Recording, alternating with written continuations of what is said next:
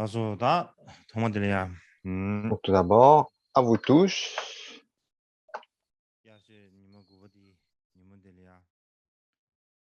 베베 Donc, aujourd'hui, en ce neuvième jour d'enseignement, 고마하기 저지나마스레 다나싱기 지쳐서 donc à 하레 vous 데네 tous, je voudrais vous 디시 adresser 아니 mes souhaits 세라마스레 empreints de bon augure, mes salutations empreintes de souhaits de bon augure à tous les monastères et nonneries qui nous sont connectés, ainsi que tous les sanghas et amis au- dans le monde entier qui nous sont connectés. Donc à vous tous, je vous adresse mes chaleureux salutations. Tout d'abord, l'enseignement d'aujourd'hui est celui qu'on aurait dû faire hier.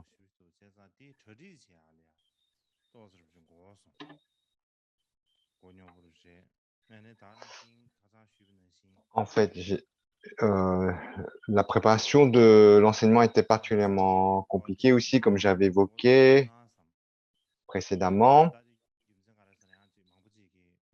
J'a- J'avais le souhait de commencer rapidement le sujet de l'origine du bouddhisme, notamment parce que beaucoup m'ont émis le souhait que j'aborde ce thème. Et, et puis j'avais la pensée que je devais vraiment aborder ce sujet aussi tôt que possible. Et du coup, donc pour vraiment organiser les enseignements de façon à débuter aussi vite que possible l'origine du bouddhisme, donc j'ai eu ce contretemps et je vous prie de m'excuser. Et comme on avait évoqué la dernière fois, donc on avait évoqué la dernière fois à la fin de l'enseignement les 6 branches du Veda.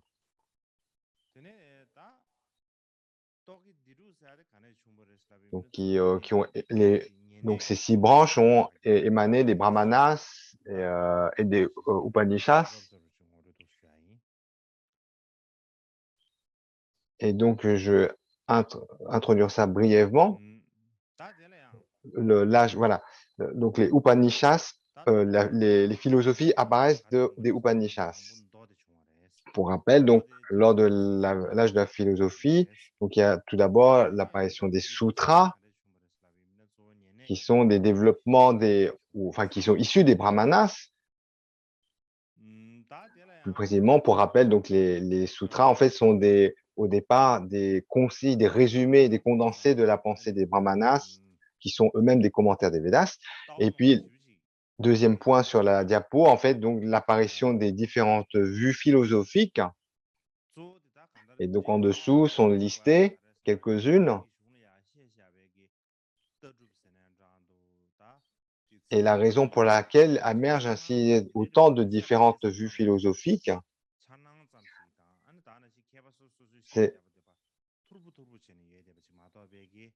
dans les Upanishads, les vues philosophiques qui apparaissent, en fait, sont juste des idées un peu fragmentaires. C'est-à-dire, c'est un peu comme on donne chacun, grand penseur donne un peu son point de vue, mais sans trop développer. Et donc vient le sentiment de nécessité de développer un peu tout cela.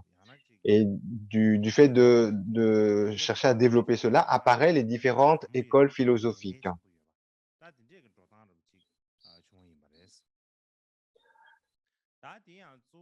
Et donc, c'est vraiment, donc, sur la diapo, donc, parmi les sujets d'investigation, on pense, il y a l'esprit, quelle est la nature de l'esprit, le monde, qu'est-ce qui va arriver dans le futur, donc le devenir du monde. Donc, c'était les sujets qui souhaitaient creuser philosophiquement parlant.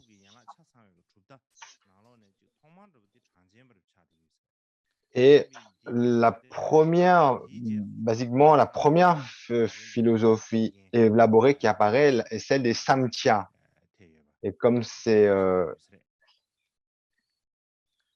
la première école philosophique, eh bien, donc les autres qui suivent sont influencés par l'école Samkhya. Et la dernière des 6 écoles orthodoxes hindoues est la Vedanta. Donc, là, elles ne sont pas développées sur la diapo pour l'instant.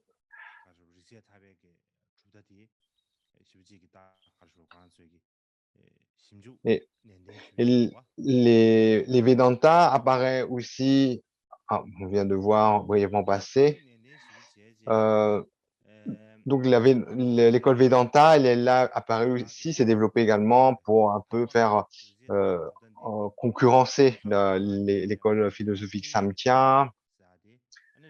Et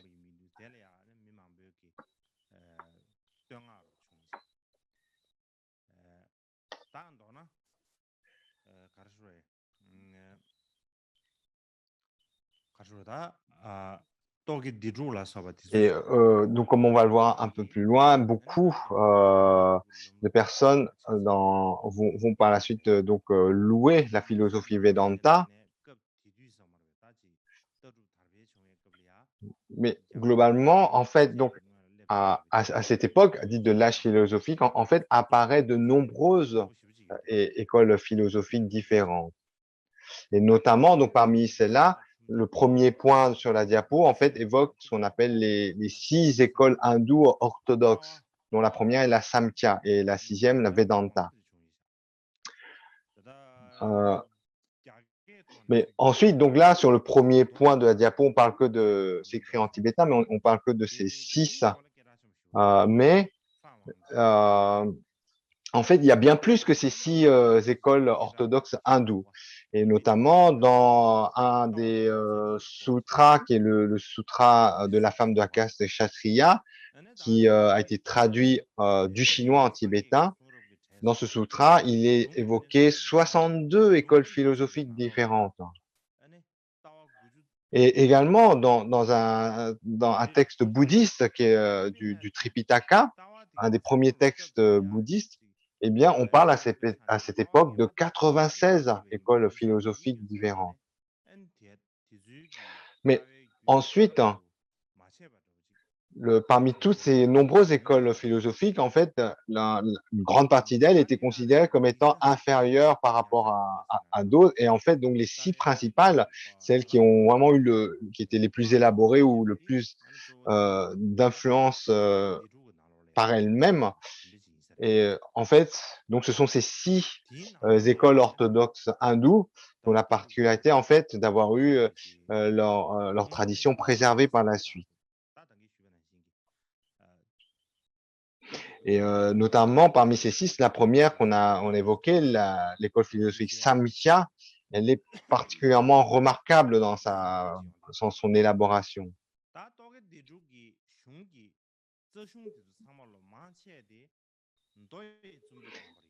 Alors, les textes racines de ces 6 écoles, en fait, ont été écrits tout d'abord sous la forme de sutras.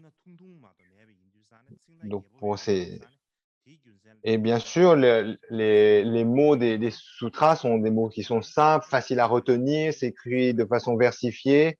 Et donc, c'est très simple, très concis.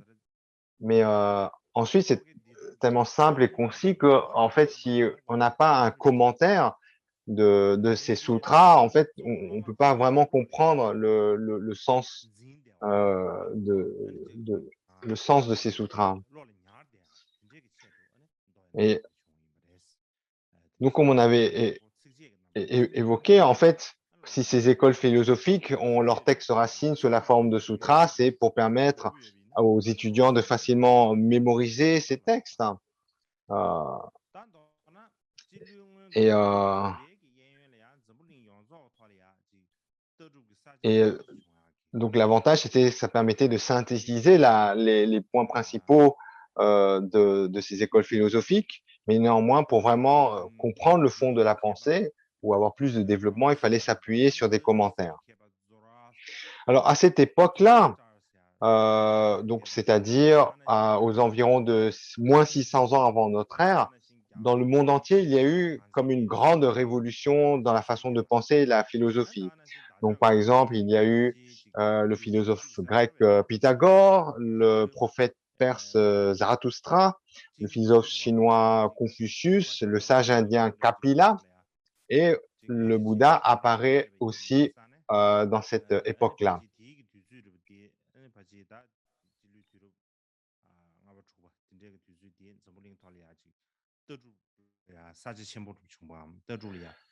Donc, à moins 600, moins 500 ans avant, moins 600 ans, moins 500 ans avant notre ère, il y avait vraiment une révolution dans la pensée humaine et dans la philosophie. Alors donc, lorsqu'on parle de philosophie dans le monde, il y a plein de différentes philosophies, de façons de penser, mais fondamentalement, la base de ces philosophies, ou notamment, on dit, les questions fondamentales qu'on se pose sont les mêmes, quelles que soient les différentes philosophies. On se pose les mêmes questions. Et si on, donc, si on résume un peu les questions fondamentales de la philosophie, on peut les résumer en 5-6 questions, telles que vous voyez sous la diapo. La première, qui je suis, d'où je viens. On a ce sentiment qu'il y a un soi, et d'où est-ce que je viens, d'où vient, où est-ce que je vais aller, que vais-je devenir, que va-t-il m'arriver. Donc, ce genre de questionnement que l'on a. Donc, c'est le premier point sur la diapo, le fait de s'interroger sur soi. Et c'est la base de toute philosophie, en fait. C'est le questionnement, le fait d'avoir des doutes, des questionnements, que de là émerge une réflexion et une philosophie. Ensuite, la deuxième question fondamentale, c'est la relation entre le monde et l'esprit. La relation entre les phénomènes, autrement dit, la relation entre les phénomènes perçus comme extérieurs et les phénomènes perçus comme intérieurs. Et ce que l'on peut voir, c'est que on a cette perception qu'on ne peut pas voir l'esprit, mais néanmoins on peut percevoir à travers l'esprit. Et la troisième question, elle porte donc sur le monde extérieur, sur le monde extérieur que l'on voit, qui est ce qu'il est. Lorsqu'on regarde avec nos yeux,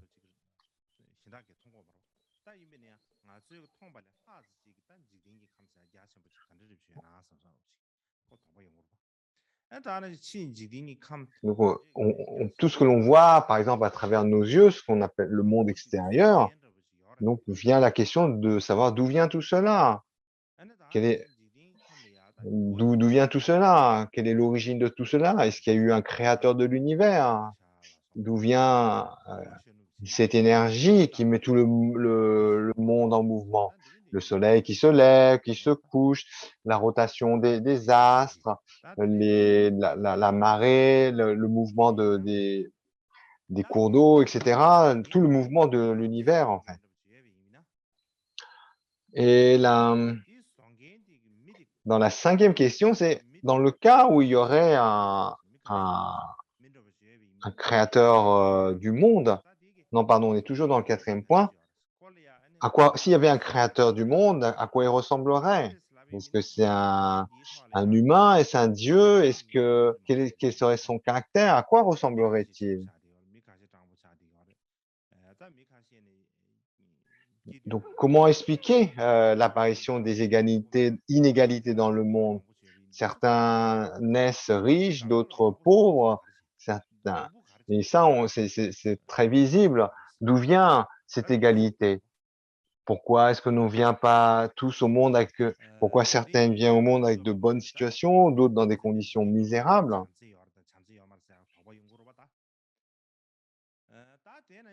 Et donc, il y a ces questions. S'il y a un créateur du monde, est-ce qu'il a de la compassion ou pas? Quel est son caractère? Et également, est-ce qu'il a une forme ou pas? Est-ce que c'est un Dieu qui est visible ou il est imperceptible?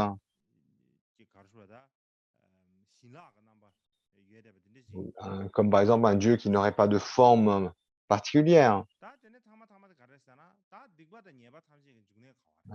ou qui aura une forme qui serait plus intérieure. Et la question qui suit, la cinquième, donc tout est écrit en tibétain, et le cinquième, c'est la question de savoir qu'est-ce qui a pas tourné rond? On regarde donc de tous les défauts du monde ordinaire, la question de savoir d'où vient en fait, d'où vient l'erreur, d'où vient en fait tout ce dysfonctionnement. Et, euh, et également, donc sous-tendant cette question vient la question de savoir est-ce qu'il y a possibilité d'atteindre un état de bonheur définitif, hein, un bonheur inaltérable. Donc, si on voulait résumer toutes les questions philosophiques, fondamentalement, donc on peut les résumer en ces 5 points sur la diapositive.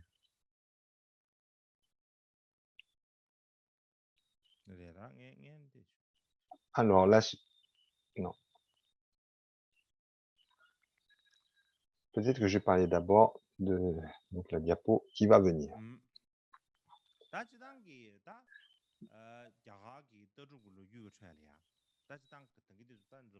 Donc, d'une façon générale, lorsqu'on pense à l'histoire de la philosophie antique indienne,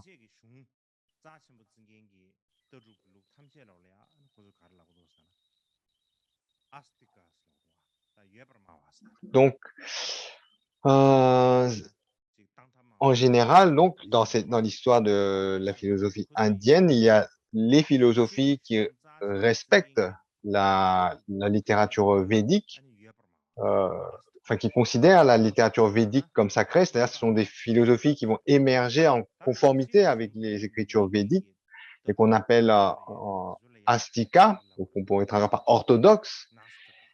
Et puis, donc, il y a les écoles philosophiques qui n'acceptent pas, en fait, l'aspect sacré de la littérature védique.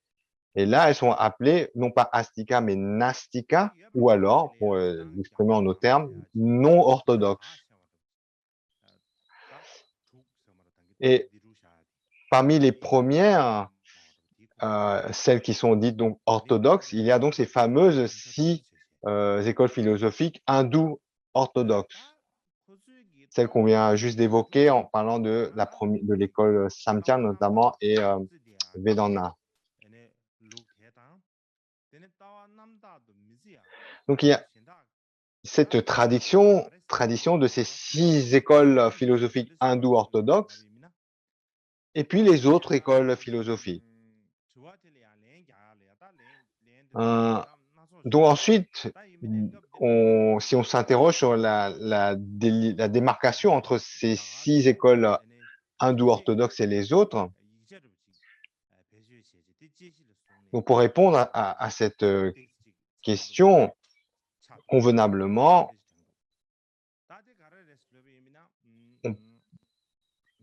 on peut utiliser donc les textes de référence comme support de notre réflexion. Et dans les textes de référence, il y a notamment donc le texte de Madhava Acharya, de l'Indien Madhava Acharya, 14e siècle probablement. Et il a écrit Sarvadharshana Sangara, qu'on peut traduire par un résumé de toutes les vues. Et dans cet ouvrage, il explique en grand détail les philosophies de 16 écoles de cette époque antique. Il explique, et il explique en grand détail ces différentes écoles philosophiques et notamment il explique comment en fait les vues philosophiques de l'école Vedanta en fait soutient la littérature védique. Et aussi,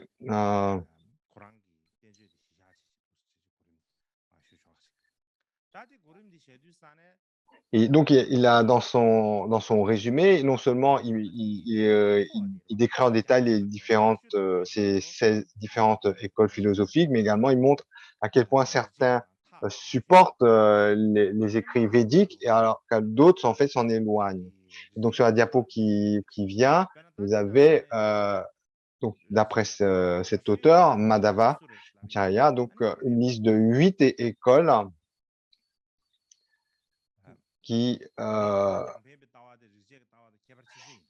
donc Lokayata School,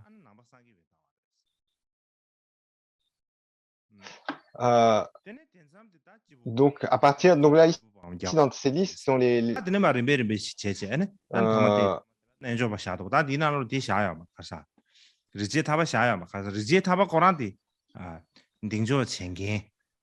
donc ici dans cette liste des 8 écoles, vous n'avez pas l'école Vedanta parce que en fait, l'auteur Madhava, qui a établi la liste, lui-même étant de philosophie Vedanta, donc il ne l'a pas mis là-dedans. Et en fait, ici,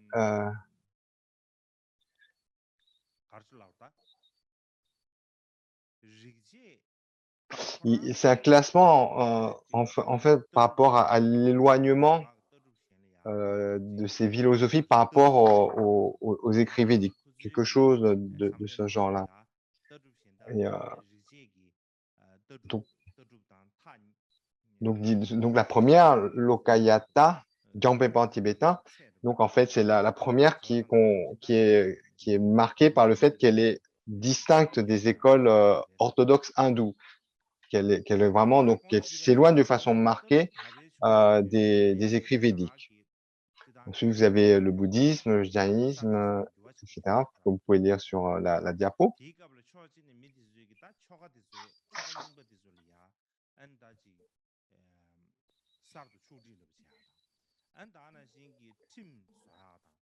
Et donc, à cette époque, à l'époque où donc émerge cet âge de la philosophie, donc il y a un fleurissement rapide et élaboré de la philosophie. Et donc, c'était une époque où les gens, en fait, réformaient, si vous vous souvenez, ils réformaient les rituels d'offrande, ils établissaient les lois, ils réinventaient la grammaire, les règles de poésie, etc.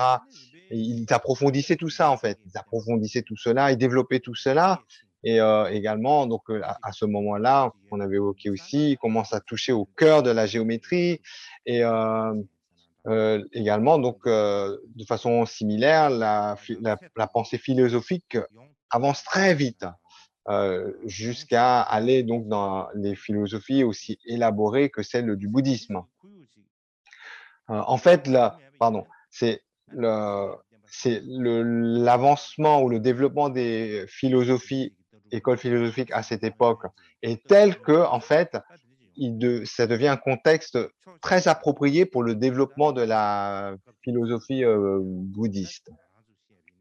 En fait, si à cette époque, la philosophie n'était pas aussi développée, eh bien, ça aurait été difficile que le bouddhisme se développe d'une façon aussi élaborée qu'on la connaît.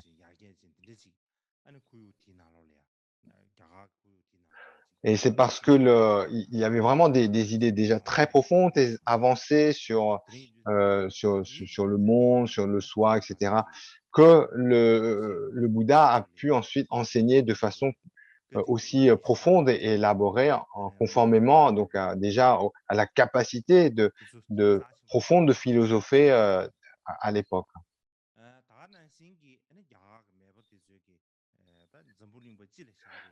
Et donc vraiment, ce développement, cet âge d'or de la philosophie, c'est vraiment dans l'Inde antique un héritage précieux qu'a laissé l'Inde pour le monde entier.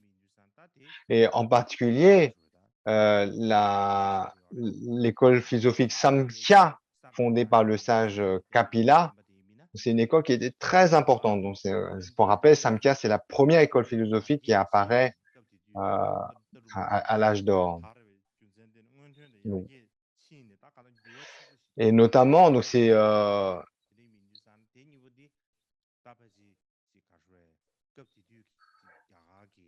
et donc notamment, même jusqu'à nos jours, en termes de vue philosophique, donc l'école Samkhya et par la suite l'école bouddhisme, en fait, sont des exemples remarquables de à quel point la philosophie de l'Inde a été raffinée. Voilà. Donc, en résumé, deux exemples remarquables de l'élaboration de la philosophie de l'Inde antique, c'est celle développée par l'école Samkhya et celle du Bouddha. Alors, je souhaiterais aborder ces 6 écoles hindoues orthodoxes. Donc ensuite, si on rentre dans les détails, il y a vraiment beaucoup de choses à dire sur ces écoles. Donc vraiment, il y a beaucoup de choses, et ce n'est pas dans mes plans de développer trop ces philosophies pour pouvoir aborder l'origine du bouddhisme. Donc là, je ne rentrerai pas dans le détail, mais je souhaite qu'à l'occasion, si l'opportunité se présente, j'ai fait certaines recherches et je pense que si l'opportunité se présente, eh bien, je souhaiterais faire approfondir donc toutes les recherches sur ces écoles philosophiques. Donc, ces 6 écoles philosophiques hindoues, donc ce sont des écoles qui sont non bouddhistes. La première de ces écoles, comme on l'avait évoqué tout à l'heure, c'est l'école Samkhya, comme vous pouvez voir sur la diapo. Alors, sa particularité, c'est la plus ancienne. Elle est comme la tradition philosophique la plus ancienne. On peut considérer que c'est la plus ancienne tradition philosophique du monde entier. Et le mot Samkhya, il apparaît déjà dans les Upanishads. Donc, donc avant même que l'école philosophique Samkhya se développe, le mot Samkhya apparaît déjà dans les Upanishads, c'est-à-dire les textes védiques.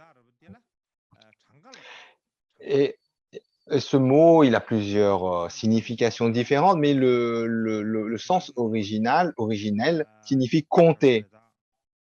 Et parmi les académiciens ou les experts qui ont fait des recherches sur l'école philosophique Samkhya, donc un des plus importants académistes est donc un expert allemand qui s'appelle Garbe, et il explique que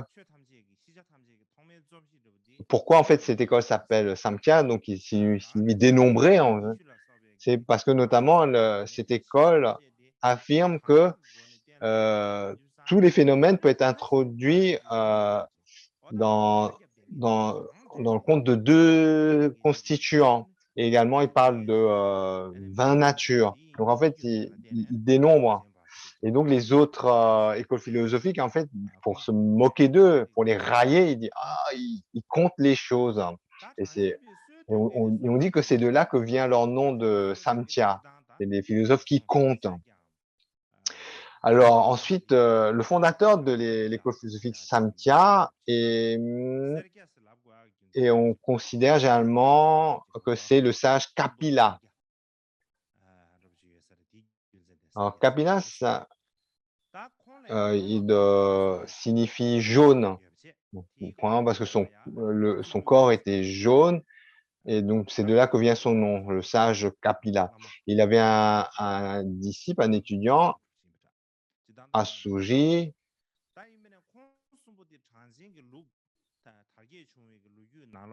Et donc, ce Asuji était parmi les meilleurs de ses étudiants. Il avait probablement un grand nombre d'étudiants. ensuite, ensuite son étudiant principal ainsi que l'étudiant de cet étudiant, il est difficile de leur donner d'estimer quel impact ont eu ces étudiants dans le développement de la tradition samkhya. Mais ensuite, ceci dit, par la suite, ce qui se passe, c'est que les gens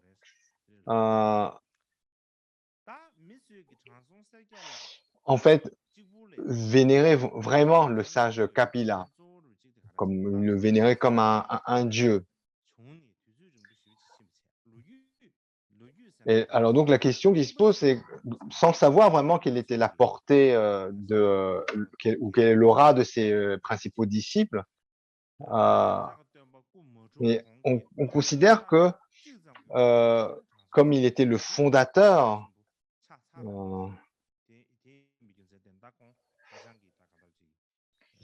de la philosophie et que c'était la première d'une certaine façon philosophie qui apparaissait, donc il avait un peu cette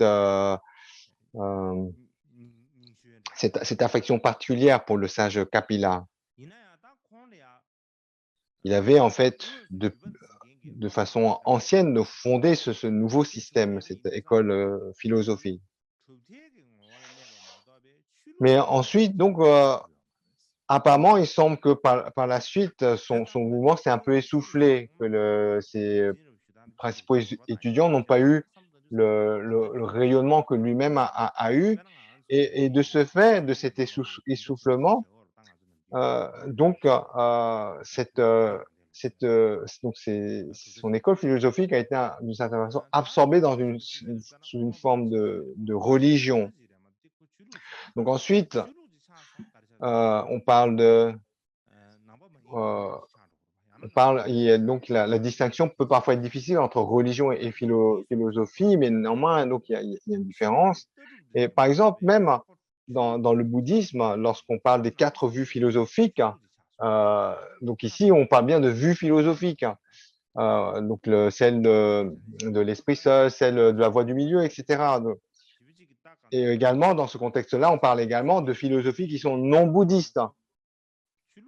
Et parmi donc ces écoles non bouddhistes, il y a l'école Samkhya qui est également une influence marquée dans la philosophie bouddhiste parce que justement le développement de la philosophie bouddhiste, elle se fait notamment au travers des débats ou des remises en question de vue de la tradition de la philosophie Samkhya. Alors, concernant le Samkhya, comme on avait évoqué tout à l'heure, pour les 6 écoles philosophiques hindoues orthodoxes, leurs textes fondamentaux sont écrits sous la forme de sutras, à l'exception de l'école philosophique Samkhya.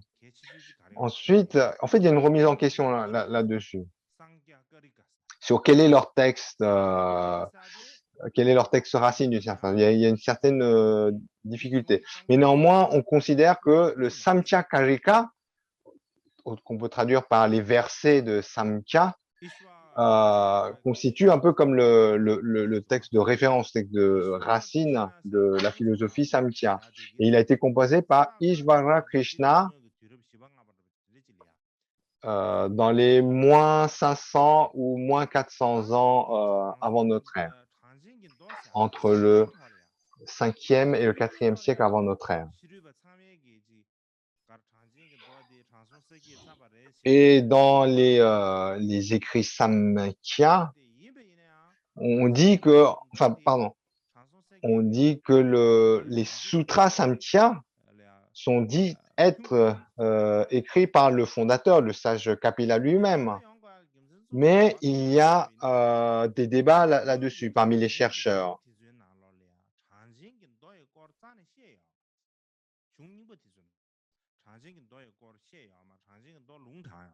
Et en fait, la question, elle se pose parce que il n'y a pas de mention dans les textes sutras dans les textes samkhya de sutras sur les samkhya. et notamment de sutras composés par le sage Kapila lui-même. Donc, si vraiment, par exemple, si le sage Kapila avait écrit des sutras sur l'école philosophique Samkhya, on devrait s'attendre dans les textes qui suivent à ce que au moins il y ait des citations de ces sutras-là. Et là, dans les textes que les chercheurs ont trouvés, non seulement il n'y a pas de citation par rapport à ces sutras, mais on n'en fait même pas allusion.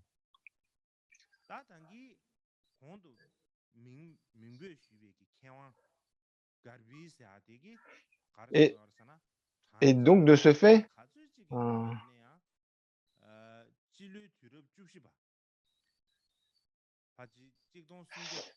et aussi,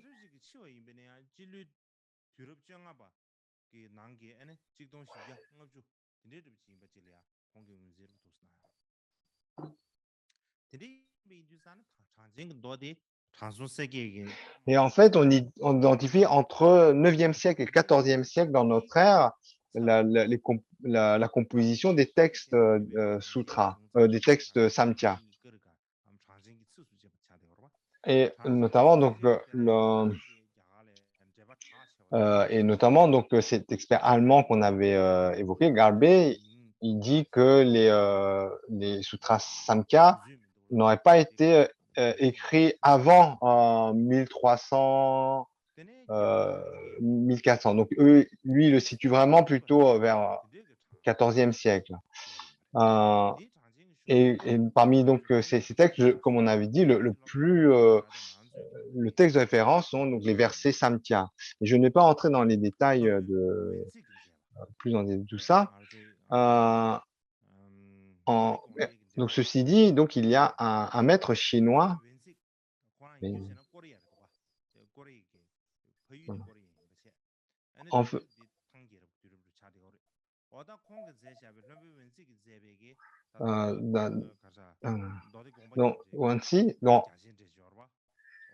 Donc ce maître, il écrit un commentaire.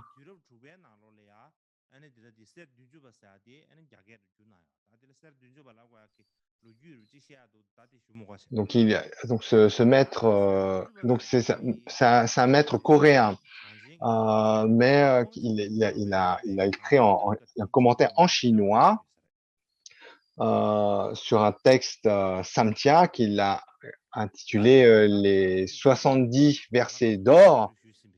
Donc il a traduit notamment donc un texte samkhya intitulé 70 versets d'or en chinois. Il a traduit en chinois.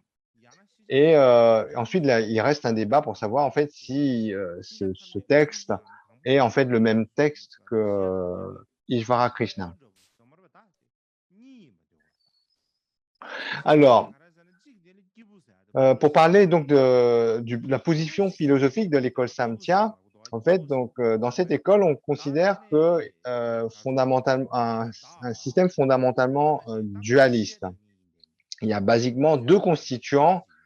Il y a un qui est en fait la personne.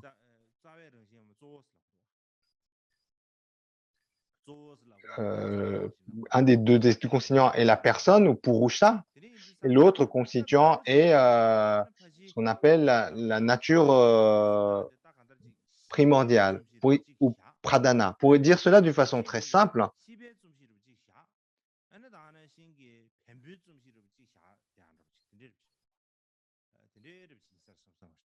c'est qu'un de ces deux est par nature connaissance ou conscience, et l'autre est par nature matérielle. Voilà, donc il y a la personne ou Purusha qui est à la base à la qualité de connaissance, et la nature primordiale ou pradhana qui est par nature matière. Alors,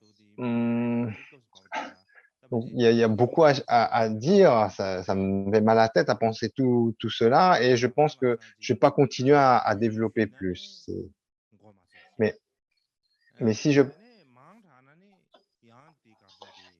si je dis trop les choses en résumé, vous n'allez pas comprendre, mais si je développe, on va pas avoir le temps.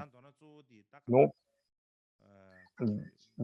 je ne vais pas continuer, mais néanmoins, basiquement, c'est une tradition dualiste avec deux constituants, le soi et la nature. La personne, donc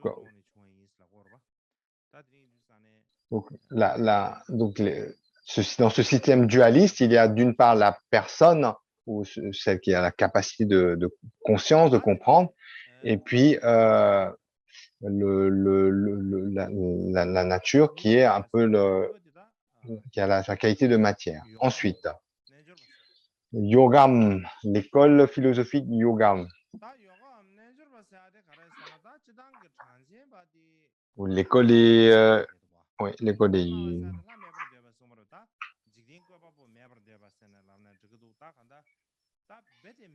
Alors, la particularité de l'école yoga, c'est qu'elle est athéiste, hein, comme vous avez pu constater.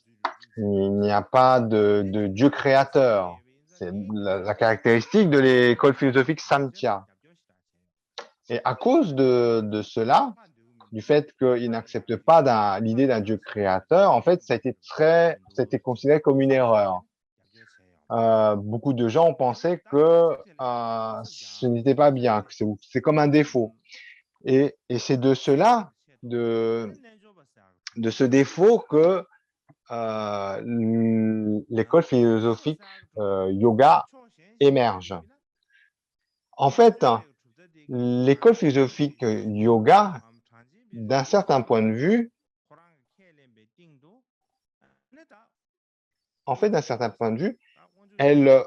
elle approuve complètement les vues philosophiques de l'école Samkhya, mais en plus des vues de l'école philosophique Samkhya, il rajoute une divinité, Ishvara. Ils acceptent donc une divinité suprême. On peut vénérer, développer de la dévotion.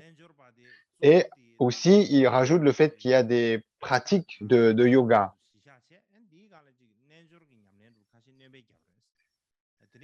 Donc voilà, on peut dire, pour dire les choses simples, l'école philosophique du yoga, en fait, c'est l'école philosophique Samkhya à laquelle on rajoute l'idée d'un Dieu créateur et des pratiques de yoga.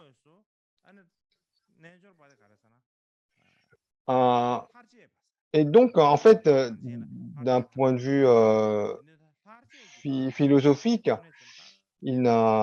l'école yoga ne rajoute pas d'idées nouvelles par rapport à l'école Samkhya. C'est juste que c'est une tradition philosophique qui est théiste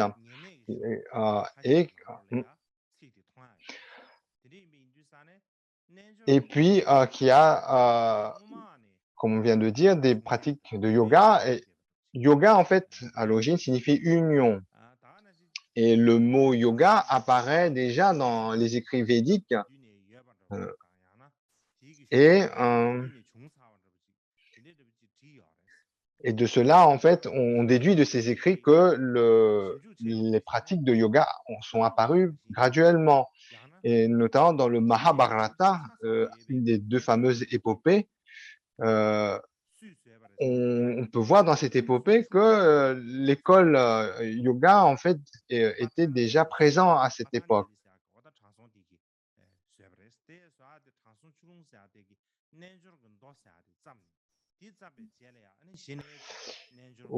Donc ce qu'on peut déduire donc de cette épopée du Mahabharata, c'est que lorsque cette épopée a été mise par écrit, en fait, la tradition des pratiques de yoga, en fait, avait déjà commencé. Alors ensuite, il y a des questions à ce sujet.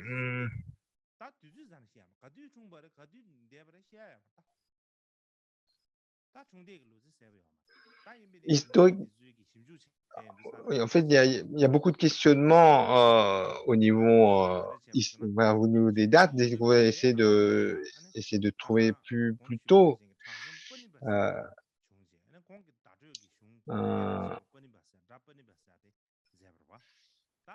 Donc, notamment que donc les chercheurs postulent qu'il y a une tradition yoga qui a un caractère de philosophie apparaît après les écrits du sage Patanjali.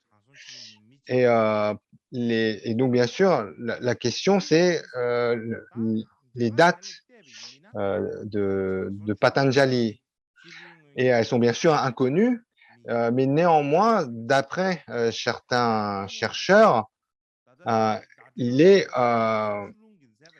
il est contemporain de Panini. Vous savez, celui qui a le fameux grammairien qui a établi la grammaire sanscrite Panini. Et donc, ce grand grammairien, on l'estime être apparu moins 400 ans avant notre ère. Et donc, le sage Patanjali, il a notamment écrit donc on pense qu'il a écrit un texte de commentaire sur la grammaire Panini, et de cela, donc si c'est le cas, eh bien on déduit qu'il devrait être à peu près un auteur du 1er siècle de notre ère, et aussi que c'est un. Mais bon, il y a beaucoup de doutes à ce sujet. Et ensuite, concernant les sutras des yogas, on pense qu'il n'y a pas qu'un seul auteur, mais que tous ces sutras sur le yoga, en fait, sont la compilation de différents fragments issus donc de différents yogis, génération après génération, le long des années.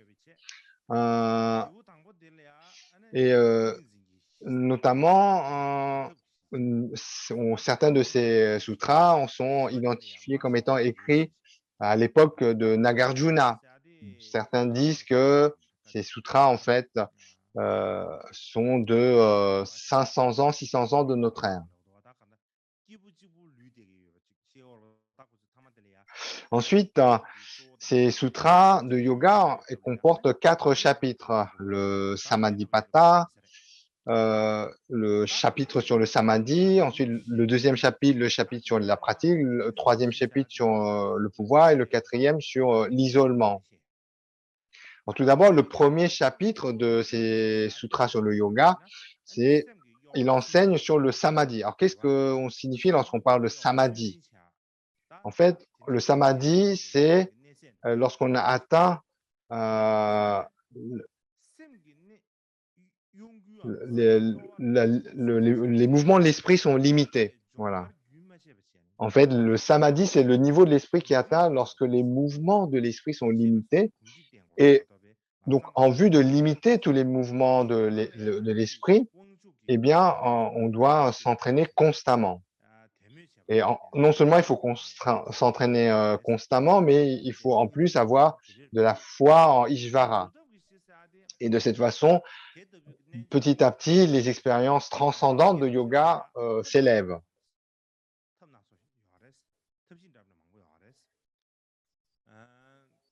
Donc ensuite, il y a différentes techniques qui sont développées donc pour apaiser les mouvements de l'esprit, en d'autres termes, les phénomènes mentaux.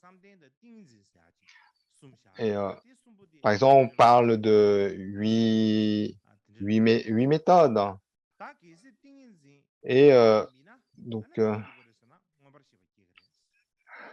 pardon. Ensuite, c'est dans le deuxième chapitre, le chapitre sur la pratique, on parle de différentes méthodes pour atteindre ces états transcendants de yoga. Donc là, on est dans le deuxième chapitre. Et là, donc ici, en plus donc de prendre l'essence du système philosophique Samkhya comme base, le yoga parle d'Ashtanga, ou de 8 branches de yoga. Et parmi ces branches de yoga,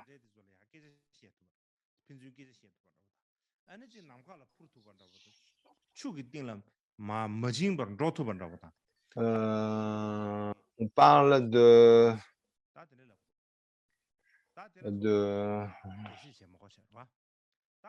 Donc, des pratiques qui permettent de développer la concentration méditative, le samadhi, etc.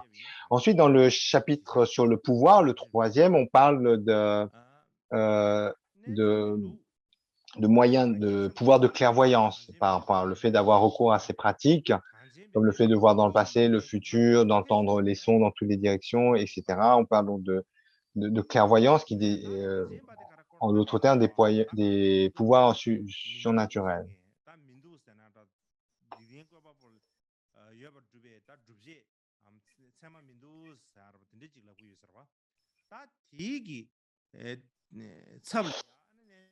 Alors, ensuite, en fait, lorsque on regarde dans le détail les vues de l'école philosophique Samkhya, ils n'affirment pas qu'il n'y a pas de Dieu créateur.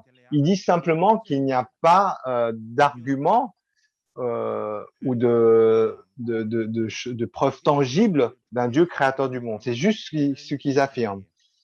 Mais en revanche, dans l'école philosophique des yogas, eux, ils affirment qu'il y a un Dieu créateur, Ishvara. En plus, donc, de la base des vues de l'école philosophique Samkhya.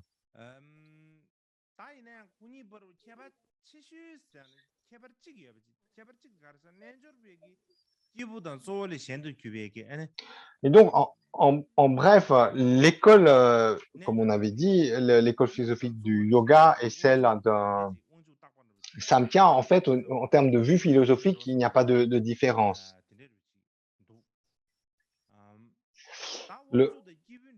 Donc, la seule différence, c'est que du fait que, comme dans l'école des yogas, ils rajoutent le dieu Ishvara comme dieu universel, donc là-dessus, en fait, il y a une distinction par rapport donc à la nature universelle du soi, du Purusha. Mais on ne va pas rentrer dans le détail de ça. En résumé, donc, l'école philosophique du yoga s'appuie en fait sur les vues et les principes de l'école Samkhya. Et donc, en dehors de rajouter la notion d'un Dieu créateur, en fait, il n'y a pas d'autre différence.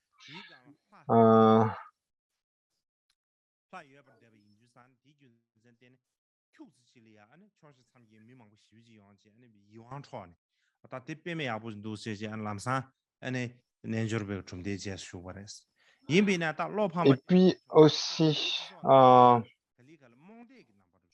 ensuite, ce qui s'est passé, c'est que donc du fait que les vues en fait, bon, la présentation de l'école philosophique des yoga, en fait, séduisait de plus en plus de gens. Mais ensuite, ce qui s'est passé d'une façon assez décevante, c'est que la société à cette époque a été d'une certaine façon trompée par une foi aveugle dans, et notamment les personnes qui étaient un peu faibles d'esprit ont eu plus en plus d'intérêt dans les pratiques de mantra et notamment dans des pratiques impliquant des sacrifices cruels.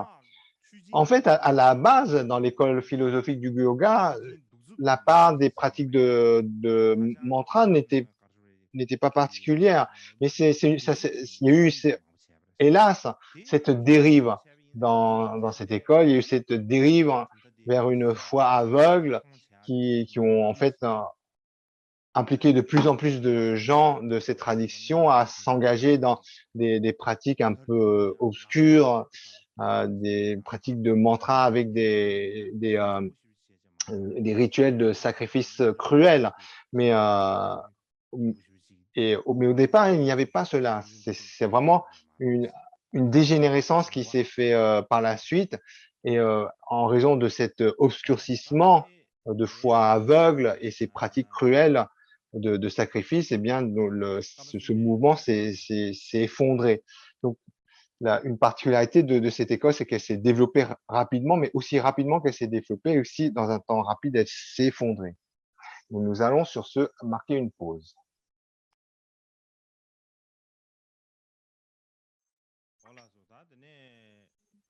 Là.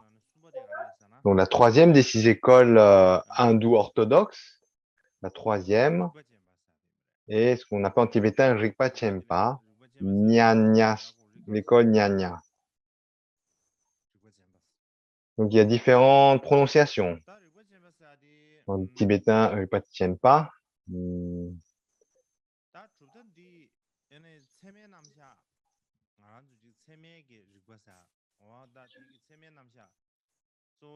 C'est une école qui s'appuie sur la logique et le raisonnement.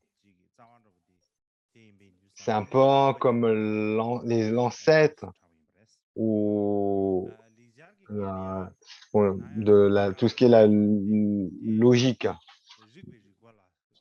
Donc en sanskrit, on dit Nyaya Vidya ou la logique, la connaissance logique. Donc, je ne sais pas. Donc en tibétain, on raccourcit en disant Rigpa Chenpa, c'est-à-dire l'écophilosophie qui est dotée d'arguments pour parler de la connaissance logique. Alors on dit que le fondateur de cette école philosophique Nyanya est le sage Gautama. Donc on dit que ce sage est le même que celui qui est nommé Akshapata. Mais d'autres ils disent c'est pas le même.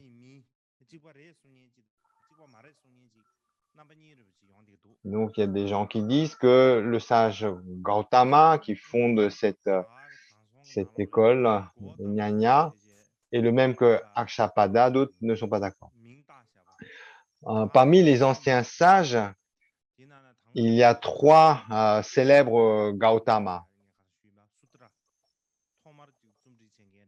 Le premier, celui qui compile la littérature des sutras. Le deuxième est le fondateur de l'école Nyaya. Et le troisième, c'est le Bouddha Gautama, notre Bouddha, qu'on appelle aussi Gautama. Donc, comme c'est un nom qui est commun à ces 3, il est important de savoir de qui on parle lorsqu'on dit simplement Gautama. Et ici, donc, pour parler du sage Gautama, qui est fondateur de cette école logique, il est très connu parmi les érudits bouddhistes.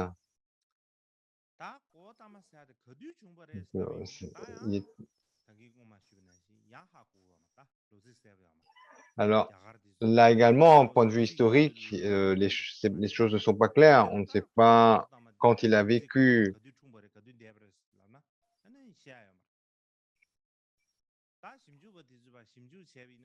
Si on demande quand est-ce qu'il est né, quand est-ce qu'il est mort, pas grand-chose à dire. Mais on estime qu'il a dû vivre entre moins 150 ans et moins 50 ans avant notre ère.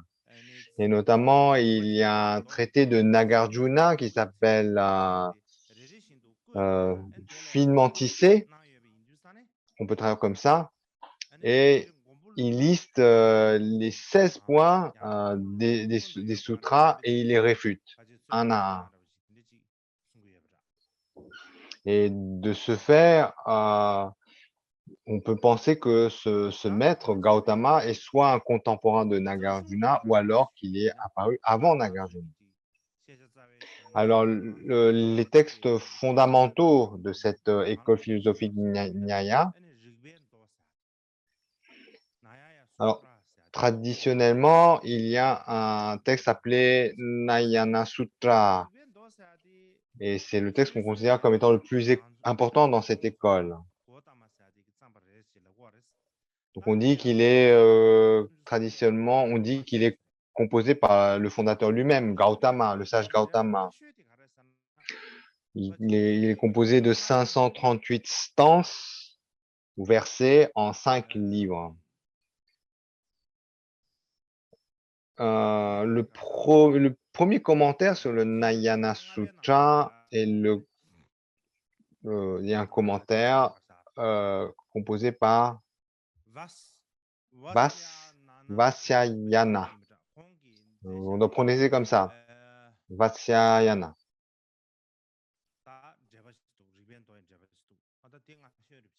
Donc, c'est le premier commentaire sur le Sutra Nyaya.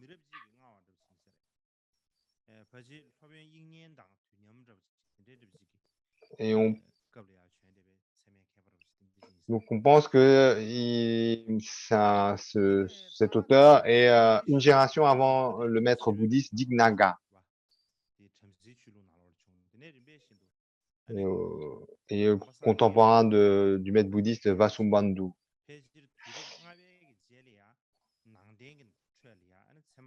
Et après le 5e siècle de notre ère, donc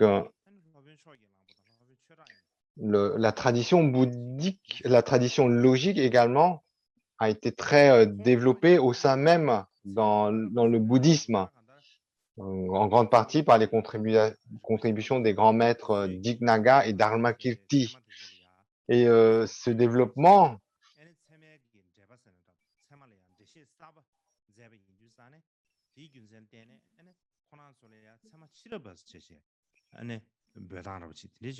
en fait, voilà, ce développement de la tradition du raisonnement de la logique au sein des écoles bouddhistes, en fait, est influencé ou est inspiré par la contribution de l'école philosophique Nyaya.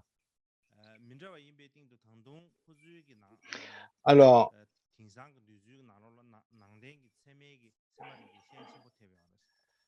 ensuite, il y a aussi une particularité, c'est qu'il y a une évolution dans les vues Nyaya entre avant dans le mode là.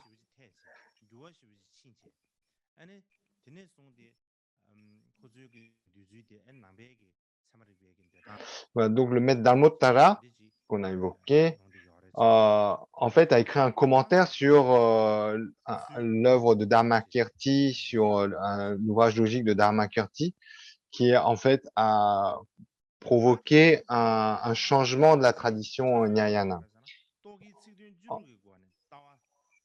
En fait, donc la particularité donc dans l'école Nyaya, l'école logique, c'est que leur vue va changer après que les maîtres tibétains, notamment donc Dharmakirti, donc remettent un peu sous forme de débat, réfutent un peu leur vue, et donc du coup, en fait, cette école va ajuster par rapport à ces réfutations ses propres positions.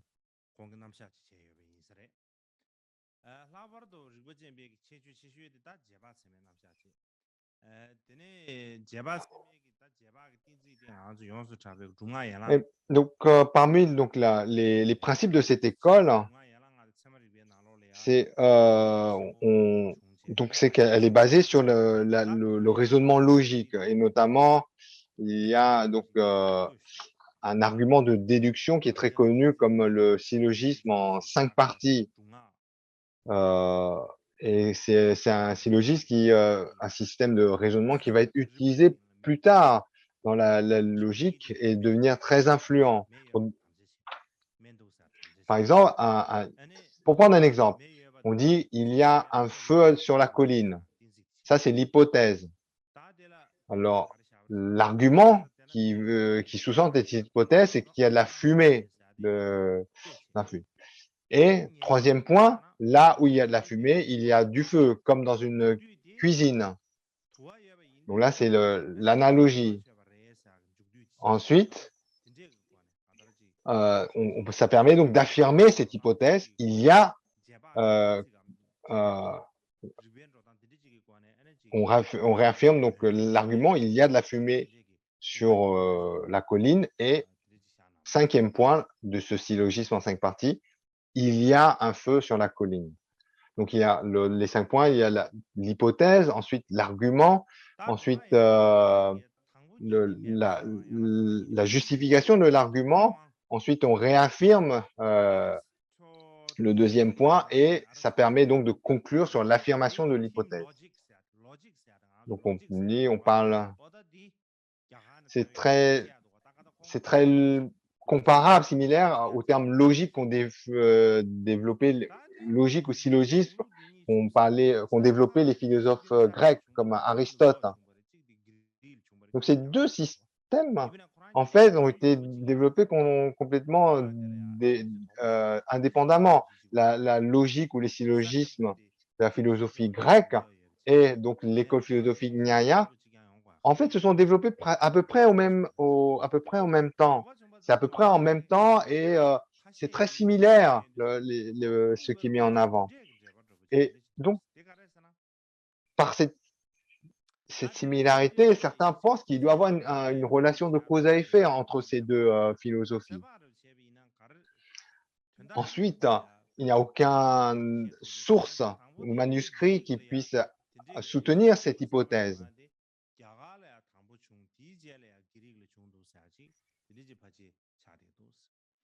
Mais ensuite, il y a des hypothèses. Il y a des hypothèses. Tout d'abord, l'hypothèse que la logique grecque s'est développée après la logique indienne. Et ensuite, lorsqu'on compare les deux, on voit que la logique indienne est plus élaborée que la logique grecque. Et donc en fait, notamment Aristote était un tuteur d'Alexandre le Grand. Et donc, par le fait que l'empereur Alexandre le Grand ait envahi l'Inde et que Aristote notamment était lui-même tuteur d'Alexandre le Grand, il est probable qu'il l'ait accompagné dans cette quête. Et comme c'est donc Aristote, un logicien très brillant, il a pu étudier donc la logique indienne et utiliser donc sa propre intelligence pour compléter ainsi. Mais ça, donc c'est des hypothèses. Ensuite, la quatrième des 6 écoles hindoues orthodoxes, Vaisheshika, comme vous pouvez voir sur la diapo. Alors, si on compare par rapport à l'école des yogas, en fait, dans l'école, la première, pour rappeler, la première des 6 écoles est athéiste. Il n'y a pas de notion de Dieu créateur. Et donc, certaines personnes qui ont eu ce sentiment que, en fait, les Samkhya ne vénèrent pas les dieux, et donc de ce fait, il y a eu peu de soutien. Cette première école philosophique a eu peu de soutien. Ensuite, l'école yoga, la deuxième, a eu beaucoup de ferveur, notamment par le fait qu'elle a introduit la notion d'un dieu créateur. De façon similaire, dans cette quatrième école, Vaisheshika,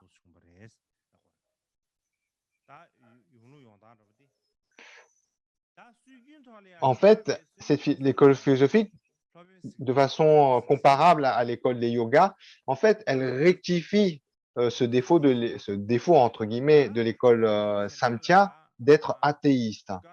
Donc, en fait, de façon comparable à l'école philosophique des yogas, l'école philosophique Vaisheshika, en fait, elle rectifie, elle s'appuie sur l'école Samkhya et elle le rectifie par rapport à la vue des dieux, la vue théiste.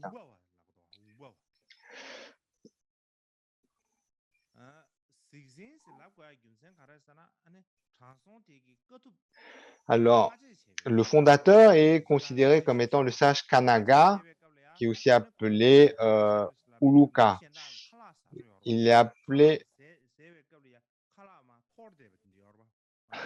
on l'appelle notamment le mangeur de grains parce qu'il pratiquait des ascèses et il se nourrissait que de grains éparses qui étaient laissés par de la nourriture de d'autres personnes. parce qu'il mangeait donc juste peu de nourriture éparse à droite à gauche.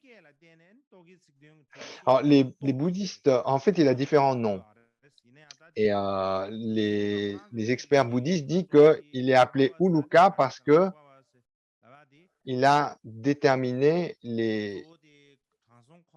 donc ces 6 catégories qui caractérisent, cette école vient en fait,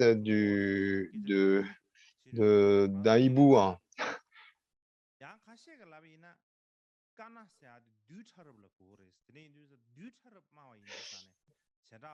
Donc les fameux 6 catégories qui caractérisent, et il semble aussi donc par la suite, en fait, c'est le clan même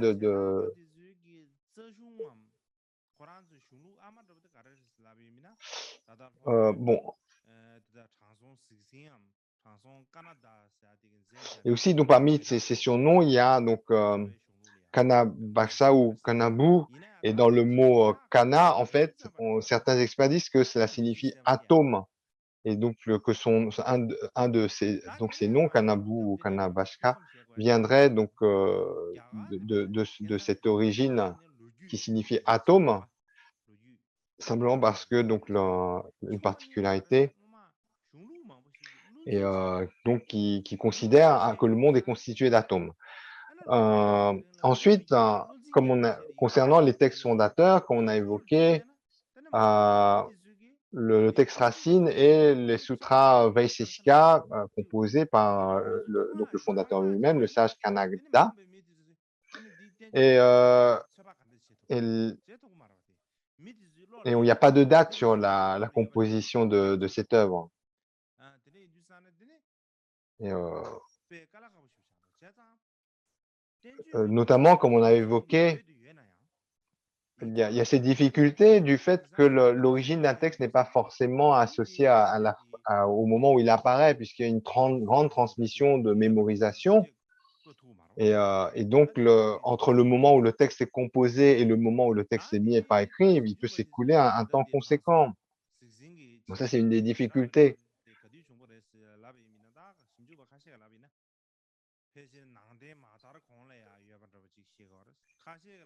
Et donc, d'après certains chercheurs, donc c'est pas très clair. Certains disent que c'est avant l'apparition du bouddhisme, alors que d'autres disent que ça viendra plus tard, au 1er siècle ou 2e siècle de notre ère même. Donc les estimations, les gens sont partagés sur cette question. Et,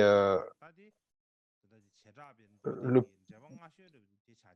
et donc le premier commentaire qu'on trouve sur ce sutra de l'école Vaisesika vient de Prasatapata. Oui, Prasapataba.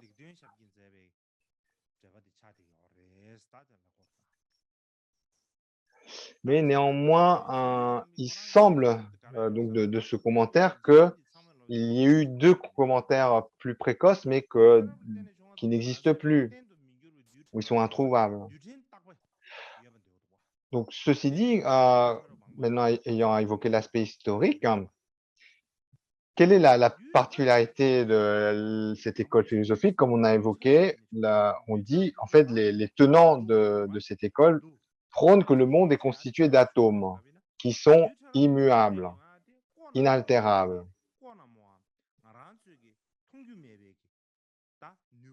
Et ensuite, néanmoins, ces atomes, on dit que donc ils existent, qu'ils sont inaltérables, en nombre incalculable, et qu'ils ont un pouvoir caché qui leur permet de s'assembler entre eux. Un pouvoir qui fait que parfois ils s'assemblent entre eux, parfois ils se séparent entre eux. Et que le monde en entier est créé ainsi. Il est l'accumulation d'atomes qui s'assemblent, qui se désassemblent. Et de ce fait, la création du monde n'est pas associée à un dieu. Parce que la combinaison et la séparation des atomes, en fait, elle se produit dans la nature d'une façon qui ne peut pas être vue.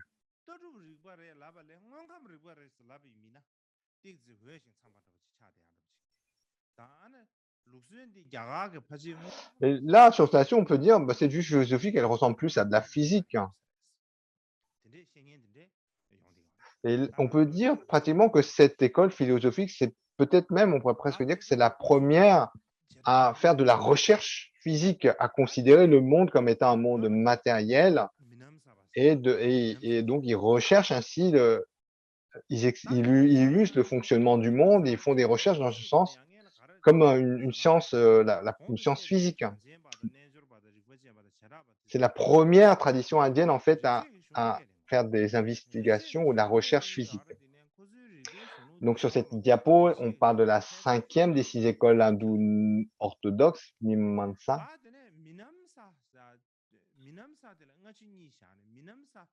Alors, elle est en 2 parties elle est en 2 parties. Donc la partie première est appelée Mimamsa et ensuite la deuxième partie Vedanta, donc le nom de la 6e école. Alors, toutes de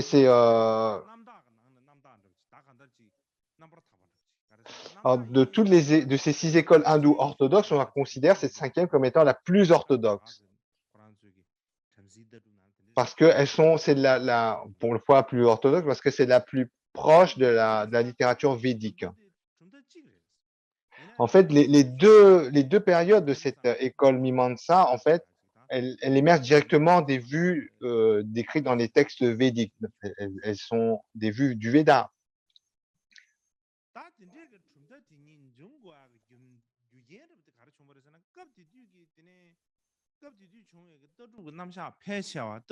Alors, pour quelles raisons ces deux écoles Mimamsa se sont développées, une précoce et une plus tardive?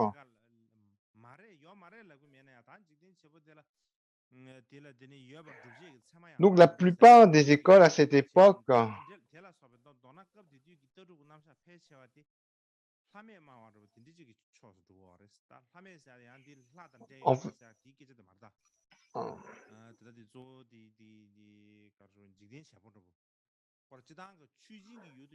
en fait, par rapport aux vues philosophiques qui sont émergentes, la question sensible porte sur qu'il y ait des dieux ou qu'il n'y ait pas de dieux.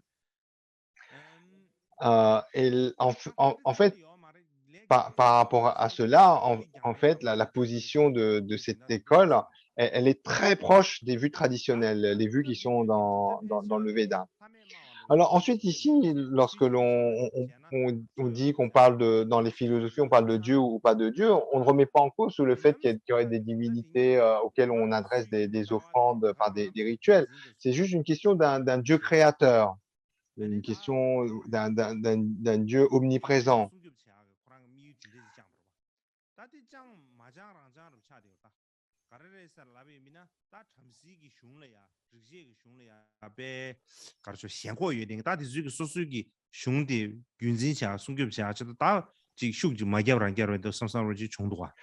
Donc, par exemple, la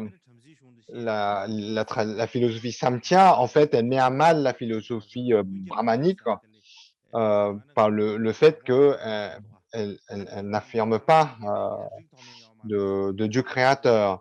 Et les bouddhistes met à mal le système de caste, notamment en disant que tous ces rituels n'ont pas de sens. Et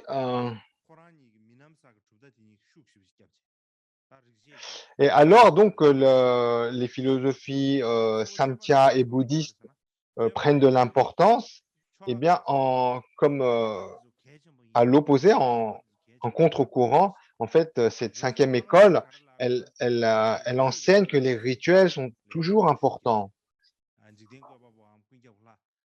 Et également, ensuite, l'école Vedanta, la 6e, affirme également que le monde possède un créateur. Dans l'école philosophique, la 6e, la Vedanta, ils acceptent l'essence de la signification des Upanishads, Et il préserve d'une certaine façon donc la tradition des Védas. Et d'une certaine façon, donc pour revenir à la première, donc la première école Mimamsa, elle est fondée par le sage Jaimini.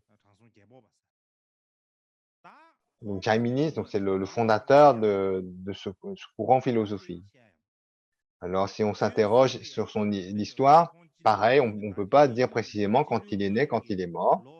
Et traditionnellement, on dit qu'il a écrit les sutras de cette tradition Mimamsa à peu près 200 ans avant notre ère, moins 200 ans avant notre ère.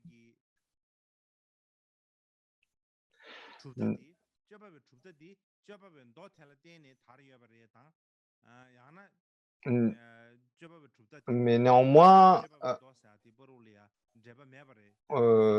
donc les chercheurs ont du mal à déterminer si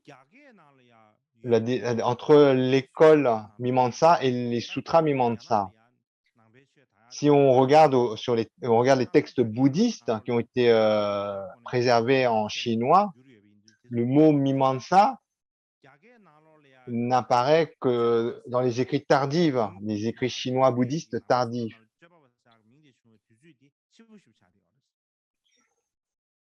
Donc, notamment en termes de commentaires des textes bouddhistes, la plupart ont été traduits d'abord en chinois avant d'être traduits en tibétain. Et il y a notamment un commentaire sur la lampe Prajna.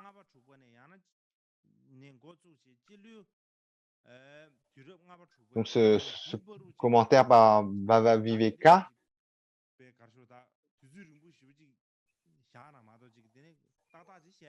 Et également, si on regarde l'œuvre, le traité sur l'aiguille Vajra de Dharmakirti, etc., par rapport à ces écrits bouddhistes, on pense que donc, l'école Mimamsa s'est développée entre le 5e et 6e siècle de notre ère.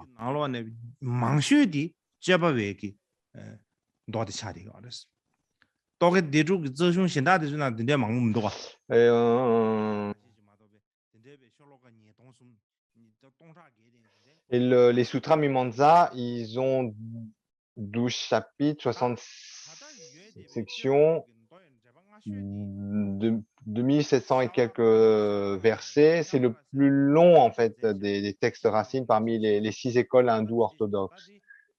Les premiers commentaires sur ces sutras est Shavarabhashya.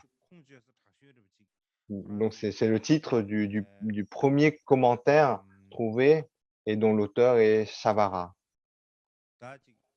Et donc, ce commentaire est utilisé comme une source pour par la suite dans cette école même. Et notamment, c'est un œuvre, ce commentaire qui met une différenciation, une distinction claire entre les Mimamsa et les Vedanta, l'école Mimamsa et l'école Vedanta. Et dans ce commentaire,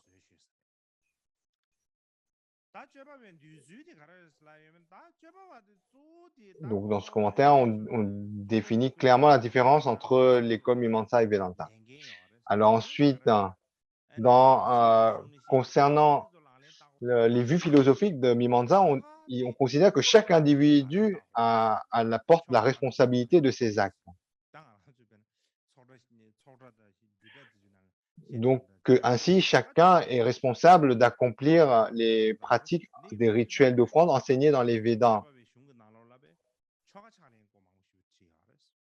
Donc, ils ont écrit beaucoup à propos des rituels et aussi, ils ont beaucoup expliqué la raison de faire les rituels, encourageant donc les gens à à pratiquer, à faire ces rituels.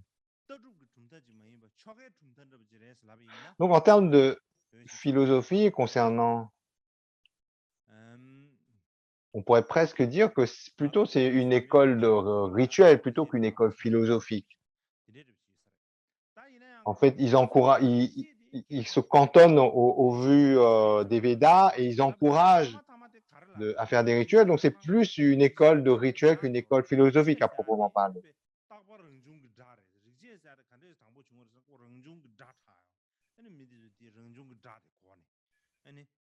중얼스 디그 자데 가라서 르지에 당보 장송데 주 딱바랑 중 자세야디 자데 딱바레스나 다 르지에 게좀 휴인스라로 르지에 코란타 미 Et, 셰샤미 릉중 자레 르지에 코란 자코라 딱바레스람 다 딘데지기 et également, donc, dans leur vue, ils considèrent que le Veda, en fait, sont comme c'est des mots sacrés, c'est des mots qui sont permanents, inaltérables. Et c'est pour ça aussi qu'on les appelle aussi ces Mimamsa, les partisans des mots. Et,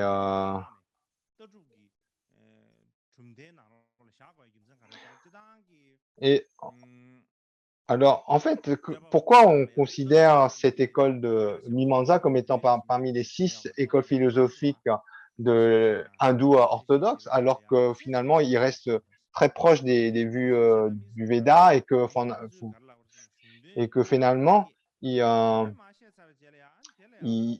encouragent qu'à faire des rituels. Mais en fait, on considère en fait ce mouvement comme étant un mouvement philosophique parce que en fait, ils vont beaucoup argumenter pour justifier pourquoi en fait il faut faire beaucoup de rituels. Ils vont reprendre les idées qu'il y a dans les Védas et en fait les argumenter et aborder également tous les points, les questionnements qui remettent en cause le fait de faire des rituels, etc. Donc il y a un questionnement, il y a une démarche de réflexion philosophique. Et donc c'est toute cette démarche qui fait on la considère également comme étant une école philosophique, bien que en fait elle reste très conservatrice. Elle préserve en fait ce qui est dit dans les Védas et qu'elle encourage la tradition des rituels d'offrande.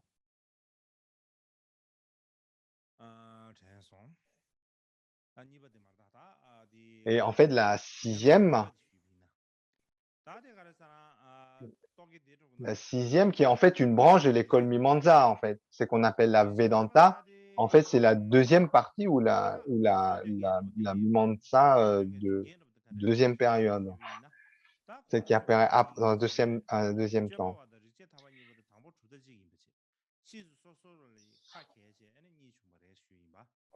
En fait, au départ, comme on avait dit, il n'y avait qu'une école philosophique Mimamsa, et puis en fait, petit à petit, dans le temps, en fait, elle se scinde en deux. Il y a donc il y a toujours l'école Mimamsa, et puis émerge de celle-là l'école Vedanta, qui est la sixième ici. Et donc, de ce fait, pour les distinguer, on parle de l'école Mimamsa première et l'école Mimamsa secondaire ou deuxième, c'est la Vedanta. Donc, pour la cinquième, on peut la parler de l'école Mimamsa ou l'école des ritualistes. Mais ensuite, la sixième, la Vedanta, elle exprime la philosophie en se basant sur les textes Upanishads, notamment sur la section sur la sagesse dans les Upanishads. Et notamment les Vedanta, donc ils basent leur vue sur l'Upanishad dans les sections qu'on appelle Jnana Kanda, Uttara Mimamsa ou Jnana Mimamsa.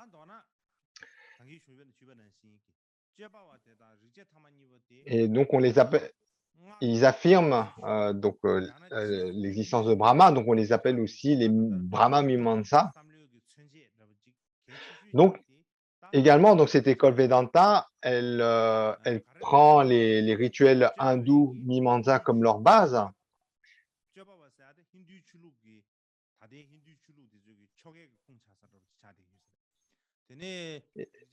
Et puis également,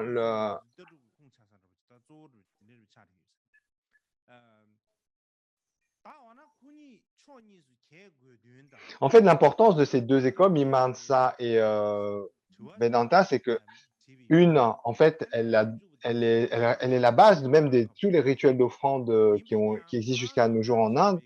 Et l'école Vedanta est en fait également, en fait,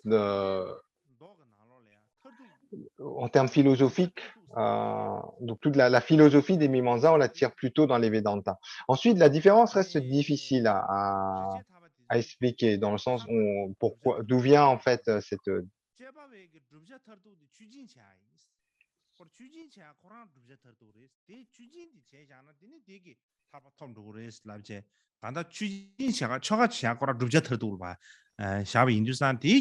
Donc, une des différences, notamment entre l'école philosophique Mimamsa et Vedanta, c'est que dans l'école Vedanta, on insiste sur le fait que le but ultime, c'est d'obtenir la libération.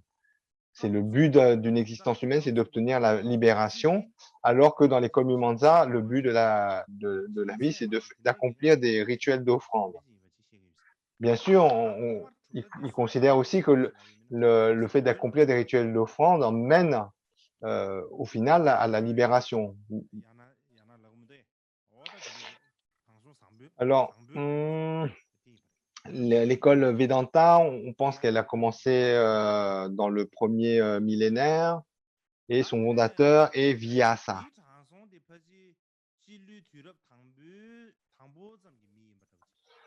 Alors,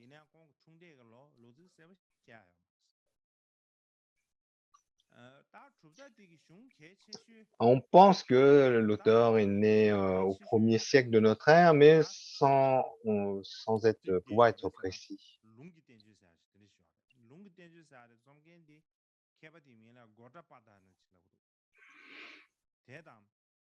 Et un texte important est le traité Prajnanabhauda, écrit par Gaudapada.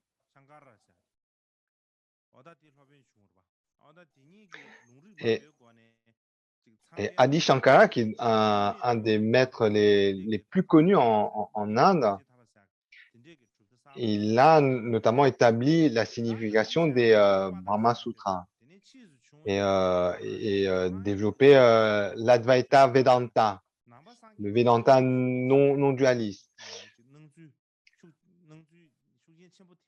Donc les deux étant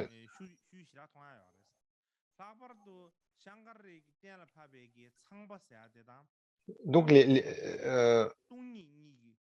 donc ces deux textes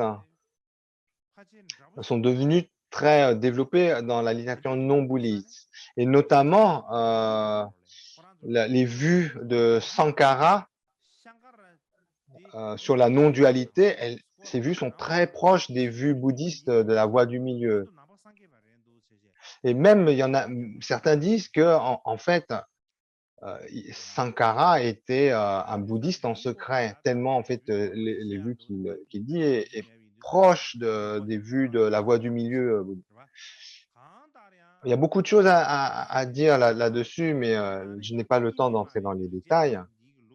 Et en général, on a l'école Vedanta, qui est devenue très développée en Inde.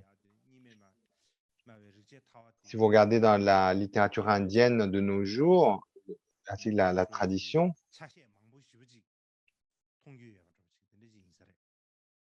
il y a beaucoup d'aspects, de caractéristiques qui viennent de l'école Vedanta.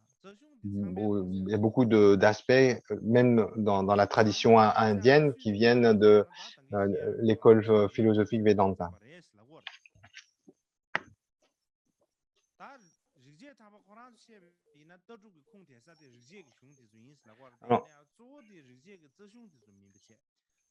Alors, comme on avait dit, la source philosophique des Vedanta vient des Upanishads, les textes du Veda,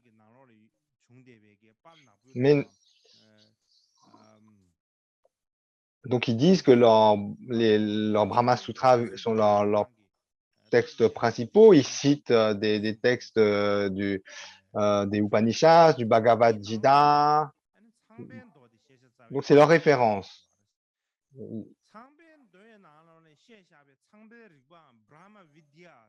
Et notamment les sutras Brahma, en fait, notamment le Brahma Vidya constitue leur base.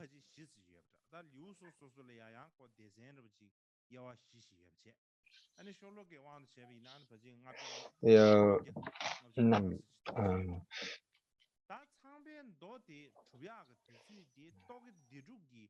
donc, globalement,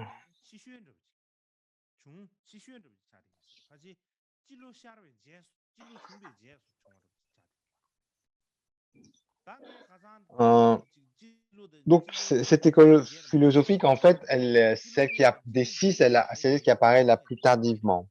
Et on dit qu'elle apparaît au cours de notre ère.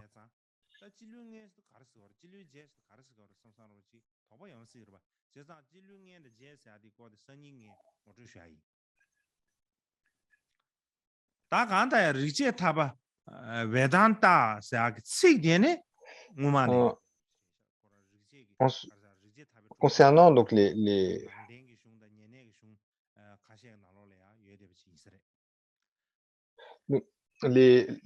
textes des Védas.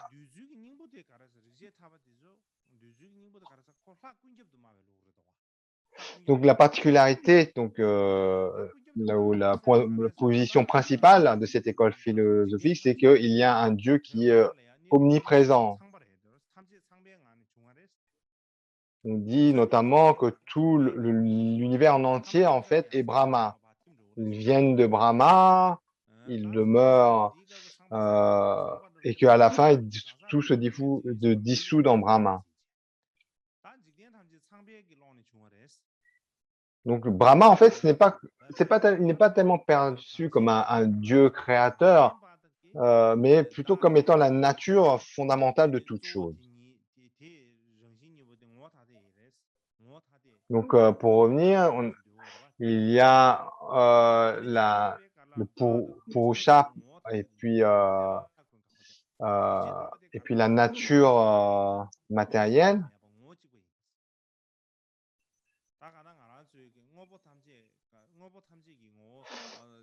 Voilà, en fait, donc du fait qu'il y a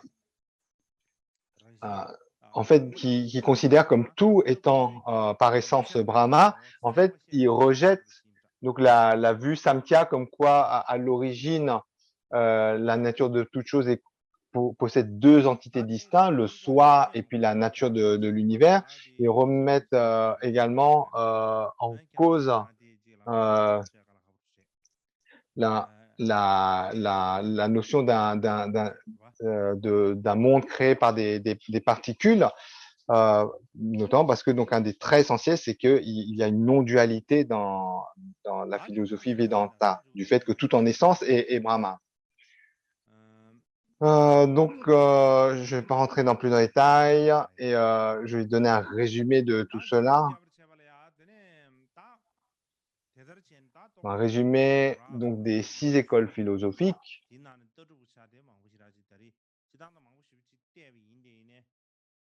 Donc ici,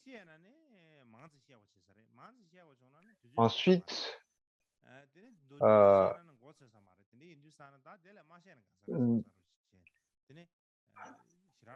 donc vraiment, donc j'ai pas besoin d'en dire, je vais pas en dire beaucoup parce que pour les raisons que j'ai évoquées tout à l'heure, mais donc en résumé comme donc la première école, Samkhya affirme que toute chose émane de deux choses, le soi, Purusha, et puis la nature. Alors ensuite, dans la deuxième école, qui est des yogas, eux, ils disent que il y a Ishvara qui est Dieu créateur du monde. Donc là, c'est vraiment les traits principaux de ces écoles, sans rentrer dans les détails. Donc, ils développent le système logique. Tout, en fait, doit être compris au travers de la logique. Ensuite, les particularistes, la quatrième école, dit que l'univers vient à partir d'atomes qui sont inaltérables. Ensuite, la cinquième, les Mimamsa, eux, disent que la vérité sont dans les écrits des Védas. Et les Vedanta, à la fin, ils disent que tous les phénomènes s'élèvent de Brahma. Que lorsqu'on parle du soi, en fait, en essence, il n'est pas différent de Brahma. Cette notion de non-dualité fondamentale. Ensuite, les Samkhya, les Koyang. En fait, globalement, entre les deux premières, basiquement, les idées fondamentales sont les mêmes. En fait, l'école philosophique des yogas, en fait, s'appuie entièrement sur les vues philosophiques de l'école Samkhya. La distinction, c'est que l'école Samkhya, alors que l'école Samkhya dit qu'il n'y a aucune preuve d'un Dieu créateur de l'univers, la deuxième école, celle des yoga, disent qu'il y a un Dieu créateur de l'univers. Et ils affirment cela parce que c'est un point de focalisation pour leur pratique, tous les yogas, etc., le fait de développer la foi pour pouvoir se libérer. Mais ensuite, comme ils ne vont pas très en détail sur leur explication d'un Dieu créateur, et donc il y a eu beaucoup de débats entre la première école et la deuxième, les Samkhya et les yogas. Ensuite, la troisième école qui appuie sur la logique, l'argumentation. Donc, ils utilisent beaucoup là-dessus, sur la logique comme un moyen d'émancipation. Ensuite, la quatrième école, elle se base sur l'idée que le monde est créé à partir d'atomes. Donc, d'une certaine façon, c'était pas tellement une philosophie, c'est plus une physique, une science physique, une philosophie d'un certain point de vue. Ensuite, la cinquième, les Mimamsa, eux, se consacrent principalement sur les rituels, comme on avait dit. On ne peut pas tellement dire, basiquement, que c'est une école philosophique, puisqu'ils sont très conservateurs sur les Védas et à la base, en fait, ils ne prônent que le fait de faire des rituels. Et donc là, de ces 6 différents écoles philosophiques hindoues orthodoxes, en fait, de ces 6, fondamentalement, on peut vraiment parler de 3 écoles philosophiques de ces 6.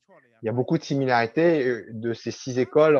Globalement, on peut parler de 3 philosophies fondamentalement distinctes.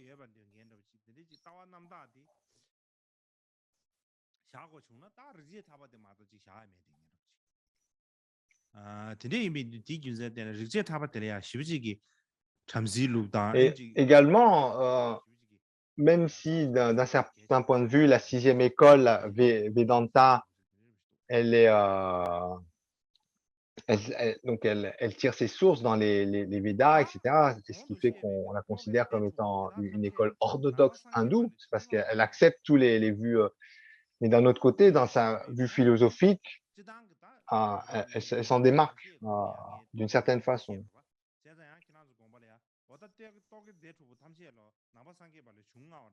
Et donc, ces 6 écoles philosophiques, probablement, elles sont apparues avant le bouddhisme. Mais néanmoins, il n'y a pas de certitude à ce sujet. Il y a un expert japonais qui dit que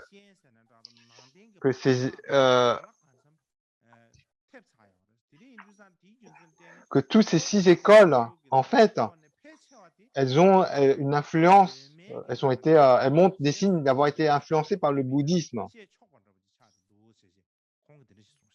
Et donc, de ce fait, d'après cet expert japonais, il pense que ces écoles, en fait, se sont développées après le bouddhisme ou d'une façon interconnectée. Mais ça, je développerai par rapport à demain. Mais ah, tout d'abord, pourquoi on a d'abord abordé ces 6 écoles orthodoxes hindoues? Donc, il n'y a pas tellement de ces œuvres ne sont pas tellement présentes dans la littérature chinoise ni japonaise.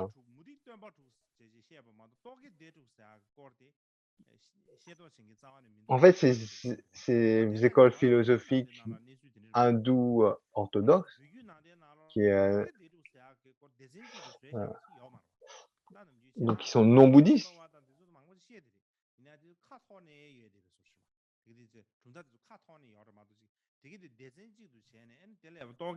Et donc, on retrouve ces écoles dans la littérature bouddhique, notamment lorsque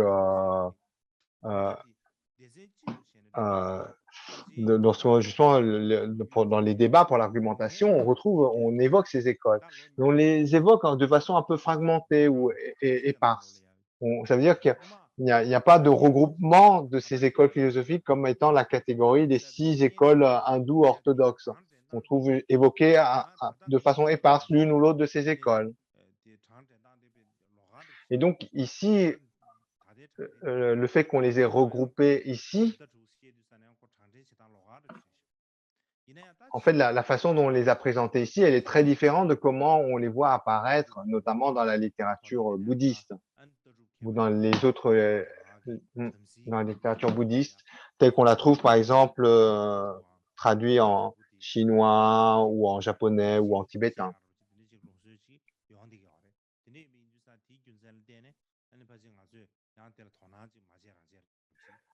Et,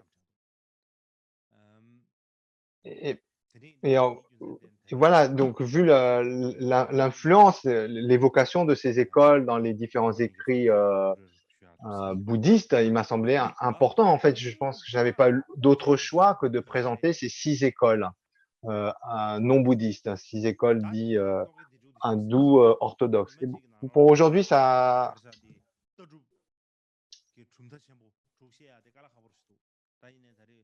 donc c'est difficile de parler de ces 6 écoles philosophiques en une session.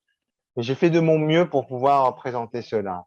Donc le planning a un peu changé. Donc je pense que je dois clarifier à nouveau.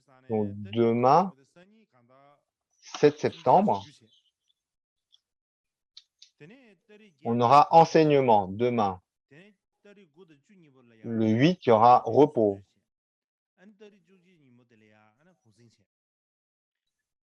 9 et 10,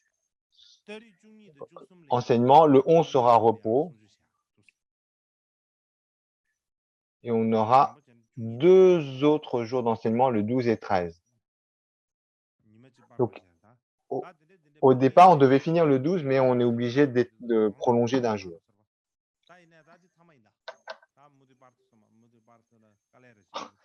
Certains peuvent se dire, oh, il n'arrête pas de rallonger, ça va jamais finir. Mais c'est difficile de tenir dans le planning actuel. Donc, à partir de demain, on va aborder les écoles, les autres écoles philosophiques qui ne sont pas orthodoxes, qui ne sont pas hindous, enfin, qui s'écartent des vues du Veda, notamment l'école des Jangpempa, le jaïnaïsme et puis le bouddhisme. Et donc en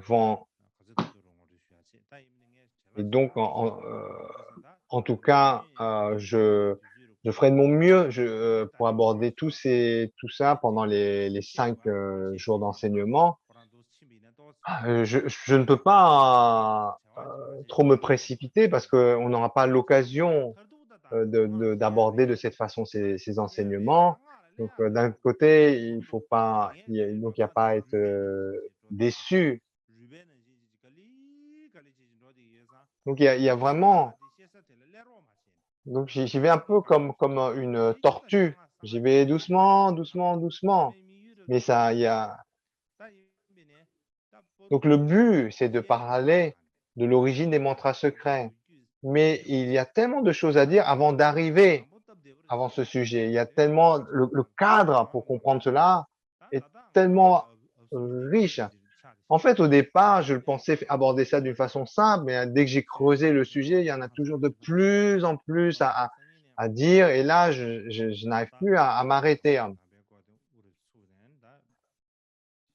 Et donc, il me reste encore tellement de choses à dire sur les philosophies non bouddhistes, mais peut-être que je commencerai demain avec la philosophie bouddhiste. En fait, les sujets sur la philosophie sont très compliqués parce qu'on est obligé de lire les sources. Et puis, les textes, ils sont dans différentes langues. Il y en a en anglais, en chinois, en japonais, et en d'autres langues encore. Et on est obligé de creuser dans tous ces textes. Donc, certains de ces textes, je peux m'en occuper moi-même. Mais ensuite, il y a d'autres textes, j'ai besoin d'aide d'une tierce personne. Et donc il y a vraiment, donc lorsque j'enseigne de cette façon, en fait, il y a tellement de choses à préparer pour pouvoir, avant même de synthétiser cela, tellement de points à présenter. Et en fait, là, je ne peux même pas présenter la moitié de tout ce que j'ai préparé. On va terminer avec la dédicace.